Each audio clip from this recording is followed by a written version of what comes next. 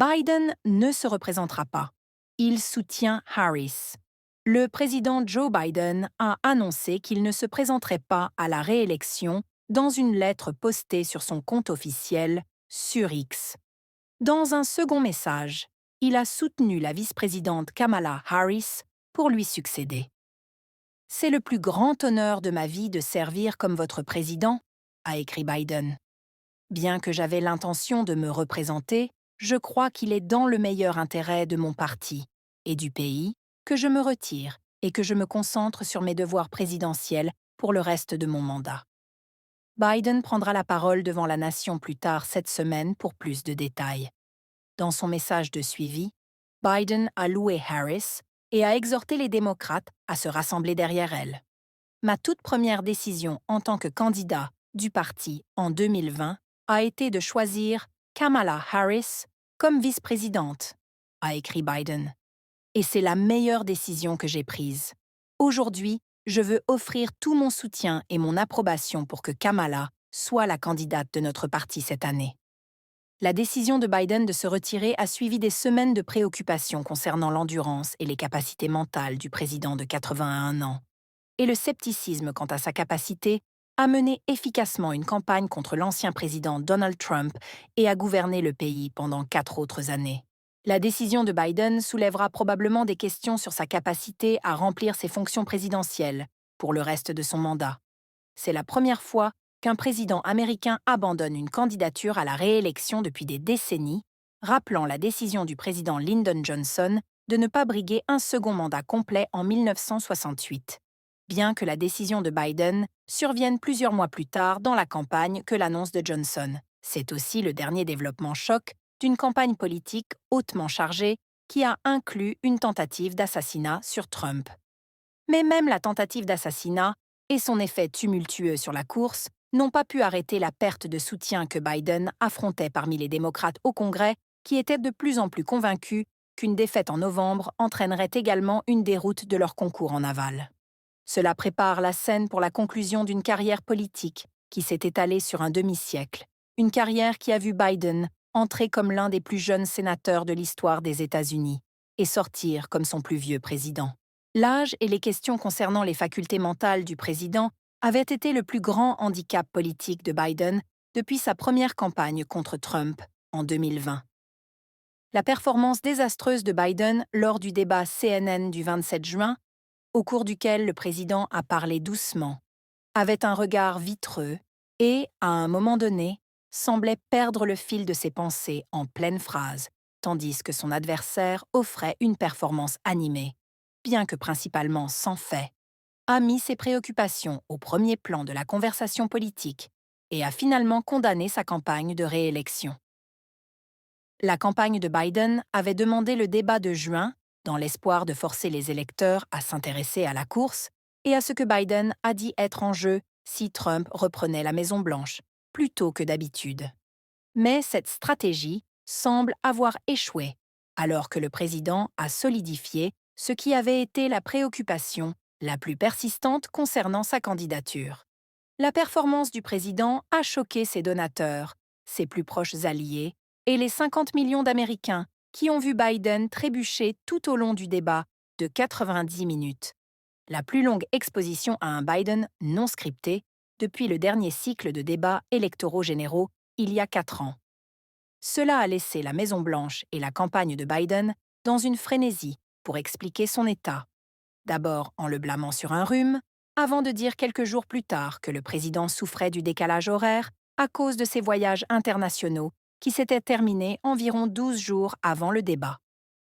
Les représentants et responsables de la campagne du président ont cherché à apaiser les anxiétés des démocrates, appelant rapidement des réunions avec les donateurs et les principaux supporters pour leur assurer que la performance de Biden était le produit d'une mauvaise nuit et leur demander de la considérer dans le contexte de ses 3 ans et demi de présidence. Le président lui-même a reconnu à quel point la nuit avait été mauvaise presque immédiatement. Lors d'un rassemblement de campagne le lendemain, il a cherché à promouvoir une image animée et énergique qui avait été largement absente de la scène du débat. Je ne marche pas aussi facilement qu'avant. a déclaré Biden. Je ne parle pas aussi bien qu'avant. Je ne débat pas aussi bien qu'avant. Mais je sais ce que je sais. Je sais comment dire la vérité. Je sais distinguer le bien du mal. Je sais comment faire ce travail. Je sais comment faire avancer les choses. Mais les dégâts étaient déjà faits. Le lundi suivant le débat, les murmures concernant le remplacement de Biden sur le ticket s'étaient transformés en une conversation publique complète.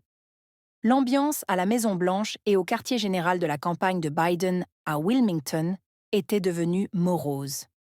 Biden, cherchant à affirmer son contrôle sur sa campagne et la présidence, a prononcé de brèves remarques ce soir-là sur la décision d'immunité de la Cour suprême plus tôt dans la journée, demandant aux électeurs de dissentir dans une rare démarche politique de la part de la Maison-Blanche. Le lendemain, le représentant Lloyd Doggett du Texas est devenu le premier membre du Congrès du propre parti de Biden à lui demander de se retirer. Les fractures dans le soutien à Biden se sont élargies chaque jour depuis. Au moment où Biden a quitté la course, des dizaines de législateurs lui avaient demandé de se retirer. Les principaux donateurs avaient également demandé à Biden de se retirer. L'acteur George Clooney, qui connaît Biden depuis des années et était l'un des plus grands soutiens hollywoodiens du président, a déclaré dans une tribune du New York Times le 10 juillet que les démocrates ne gagneraient pas en novembre avec ce président et a appelé le parti à choisir un nouveau candidat. Biden était initialement défiant, affirmant qu'il resterait dans la course. Mais alors que les défections dans sa base de soutien continuaient et que les principaux démocrates du Congrès continuaient d'avoir des conversations difficiles avec le président sur ses chances contre Trump et l'effet dommageable qu'il pourrait avoir sur les démocrates en aval dans les courses compétitives, Biden s'est ouvert davantage à l'idée de se retirer de la course.